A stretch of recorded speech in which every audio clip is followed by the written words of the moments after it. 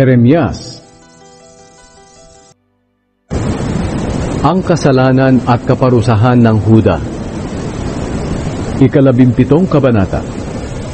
Sinabi ng Panginoon, mga taga-Huda, nakaukit sa matigas ninyong mga puso ang mga kasalanan nyo, na parang mga salitang nakaukit sa bato, o sa sungay na nasa sulok ng mga altar ninyo. Kahit ang mga anak ninyo'y sumasamba sa mga altar nyo, at sa mga posteng simbolo ng Diyosang si Asyera, sa ilalim ng mayayabong na puno, at sa itaas ng mga bundok. Kaya ipapasamsam ko sa mga kaaway nyo ang mga kayamanan at ari-arian nyo, pati ang mga sambahan nyo sa matataas na lugar.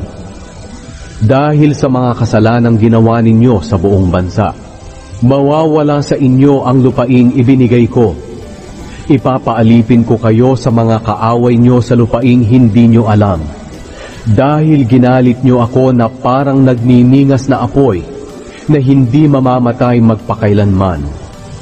Sinabi pa ng Panginoon, isusumpa ko ang taong lumalayo sa akin at nagtitiwala lamang sa tao.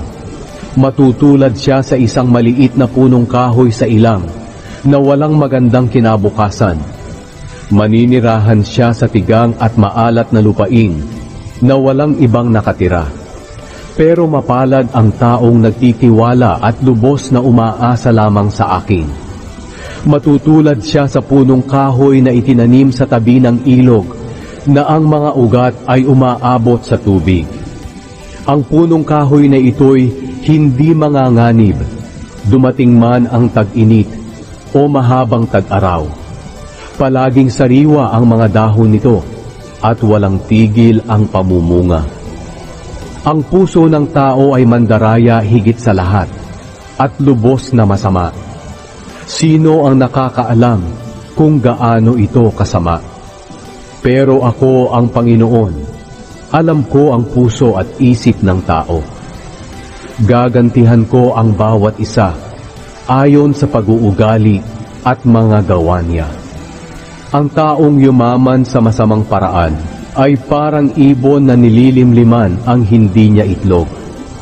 Sa bandang huli sa kalagitnaan ng buhay niya, mawawala ang kayamanan niya at lalabas na siya'y hangal.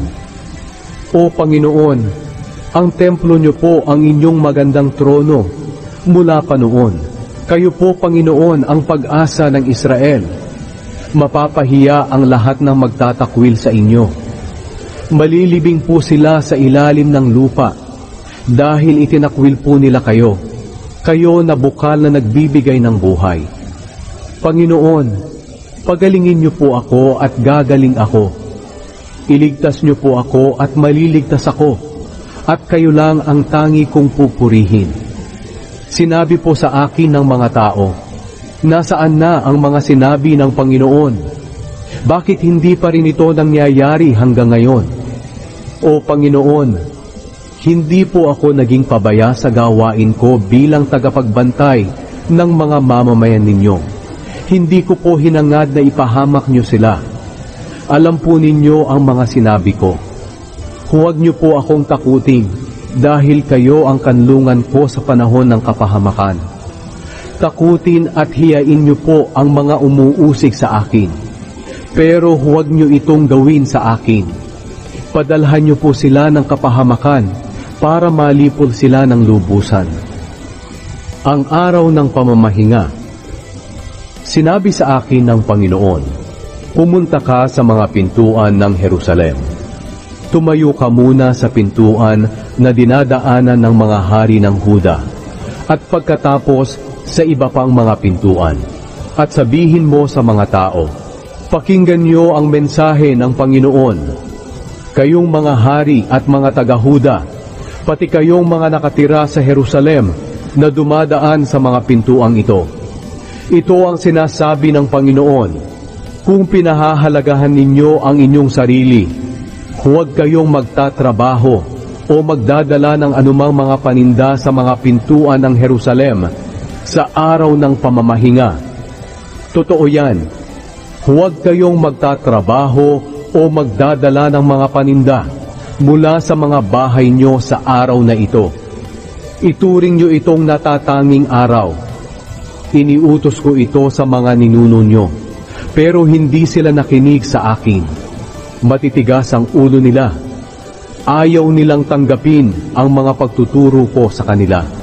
Pero kung susunod lang kayo sa akin na hindi kayo magtatrabaho o magdadala ng mga paninda sa pintuan ng Jerusalem sa araw ng pamamahinga, at ituturing nyo itong banal na araw, ay pagpapalain ko kayo. Palaging magkakaroon ng haring maghahari rito sa Jerusalem na mula sa angkan ni David. Sila at ang mga tagapamahala nila ay paparada na nakasakay sa mga karwahe at mga kabayo papasok sa pintuan ng lungsod, kasama ng mga taga-Huda at taga-Jerusalem.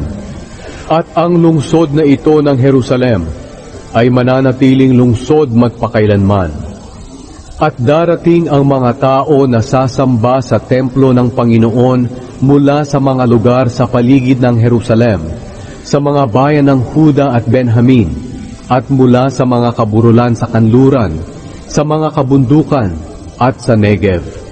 Magdadala sila ng mga handog na sinusunog at iba pang mga handog, gaya ng handog na pagpaparangal sa Panginoon, handog ng pasasalamat, at mga insenso. Pero kung hindi kayo susunod sa akin, at hindi nyo ituturing na banal ang araw ng pamamahinga, at magdadala kayo ng mga paninda sa mga pintuan ng Jerusalem sa araw na iyon, susunugin ko ang mga pintuan ng Jerusalem, pati ang matitibay na bahagi ng lungsod na ito, at walang makakapatay ng sunog na iyon.